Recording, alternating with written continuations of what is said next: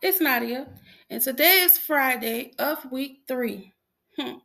Almost done. Yeah. We talked all week about early wounds, silence, and shame. And today we connect it all. Because once you've carried shame quietly, and once you've confused attention with value, it doesn't just disappear. It follows you into adulthood. It follows you into relationships. It follows you into how you see yourself, and it follows you into what you accept and how long you accept it. Y'all know sometimes you stay in stuff longer than you should, but for a long time, I thought attention meant value. Shame on me. After everything I carried internally, there was still a part of me that wanted to feel chosen, wanted to feel seen, wanted to feel desired, because when you've internalized shame, being wanted can feel like proof that you're still valuable.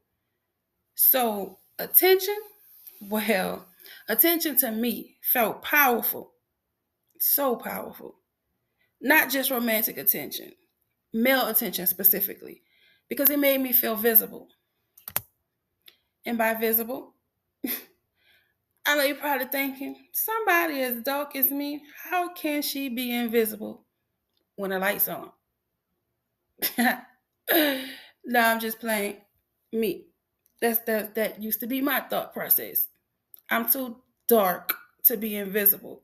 I know you see me. Stop playing with me.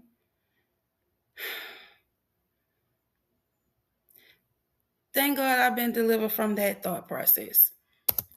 But anyway, it made me feel selected. It made me feel like I mattered in that moment. And when that becomes familiar, you start measuring your worth by it without even realizing you are. Hmm. There's a difference between being genuinely seen and being desired. But if you haven't experienced consistent emotional safety, desire can feel like visibility. Someone wanting you can feel like someone valuing you.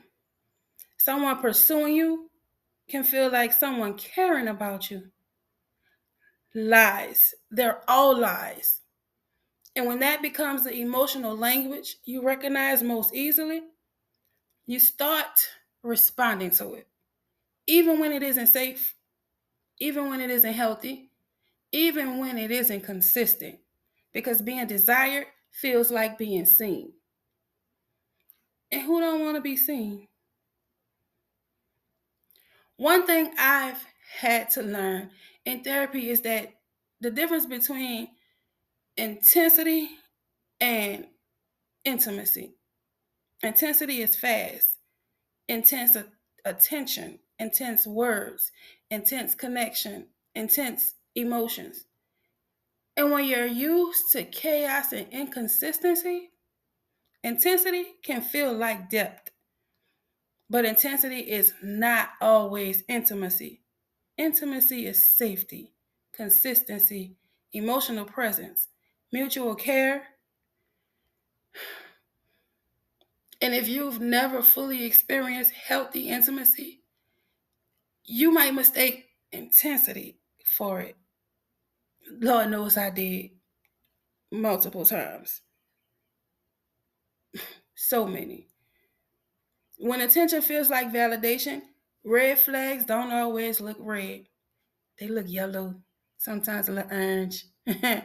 Sometimes they look like, at least I'm wanted. At least someone chooses me. Shit. At least I feel seen right now. So you overlook things. You minimize things. You tolerate things longer than you should. And people be slick side saying, stupid ass. Not because you told me, but because being wanted feels emotionally important. And when that becomes your baseline, you start accepting situations that don't truly honor you or make you look good. Unhealed wounds repeat patterns. I know y'all heard the saying, stupid is doing the same thing over and over again and expecting a different response. That's them repeat patterns. Get it together. Not because you're weak, not because you don't know better, but because what feels familiar often feels normal. So if attention equals value in your mind, you keep responding to attention, even when it's inconsistent, even when it's unhealthy, even when it leads to emotional chaos, even when somebody tell you exactly who they are and you take it for granted and you think they playing. Take it from me. Somebody tell you who they are, please believe them. They be so true. So real. I remember a conversation with my husband, baby, baby. As a matter of fact, it was one of the very first conversations we had. And I remember distinctly he said, you either do what the fuck I say or get the fuck from around me. Straight up. And I laughed because I thought it was a joke. But y'all, he was serious. Dead ass. He said what he meant and he meant what he said. I found out in the long run. Now I'm like, I found out immediately that he was serious. But he was showing me acceptance. He was showing me, or rather, I felt like he wanted to be around me. I felt like he valued my time and my attention. So I stayed and I ignored it. And as a result,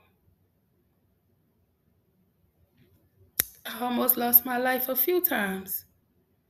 But we'll get to that later on in the series. Even when it leads to emotional chaos, until one day you realize you're not just experiencing isolated situations, you're in a pattern, a cycle, one rooted in a wound you never fully addressed. I can say this clearly now, clearly, clearly. I didn't just crave relationships, even though I've been in them back to back to back from the age of 19 until 40. That's neither here nor there. I wanted to feel chosen. I wanted to feel validated. I wanted to feel emotionally significant. And attention felt like the fastest way to feel that. But attention without care is not love. Attention without protection is not safety. Attention without consistency is not value. And once I started understanding that, everything began to shift. If attention is the only affection you recognize, you will accept anything that feels like being wanted. I did. Anything that feels like validation. Again, I did. Anything that feels like being chosen. Even if it costs you peace. Even if it costs you safety. Even if it costs you yourself. That realization changed me because once you see the pattern, you can stop repeating it. Easier said than done, though.